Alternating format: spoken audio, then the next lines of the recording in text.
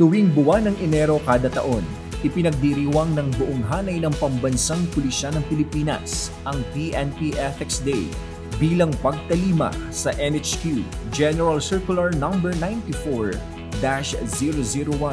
na nilagdaan noong October 28, 1994.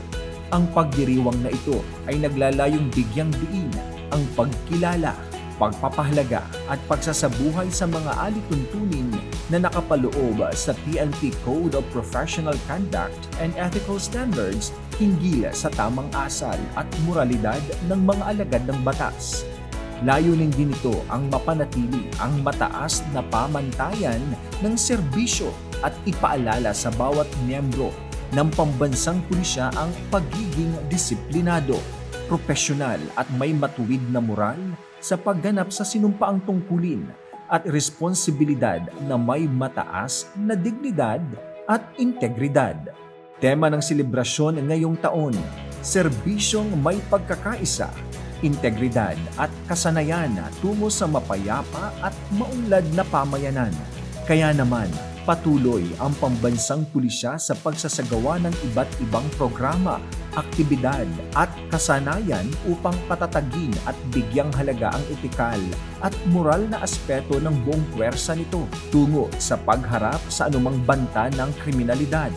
pagpapanatili ng maayos at maaasahang serbisyo publiko, malinis na pamamahala at pagkamit ng kaayusan at kaunlaran ng bayan. Sinasalamin din ng selebrasyong ito ang kahalagahan ng PNP core values, makadiyos, makabayan,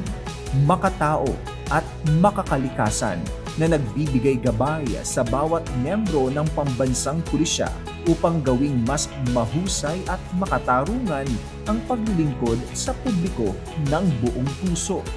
Sa gitna ng hamon ng kriminalidad at kalamidad, sa mga hindi inaasahang sitwasyon, panahon at pagkakataon, ang PNP Ethics Day ay nagsisilbing paalala sa lahat ng miyembro ng pambansang pulisya upang mangibabaw pa rin ang serbisyong nagkakaisa, mabuting gawa at malasakit sa lahat ng nasasakupan saan mang sulok ng bansa.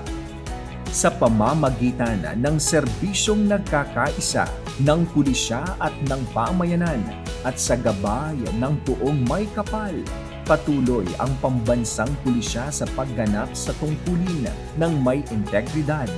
dedikasyon at respeto sa bawat mamamayan upang pagtibayin ang pundasyon ng kanilang misyon na magsilbing ehemplo sa iba't ibang sektor ng lipunan.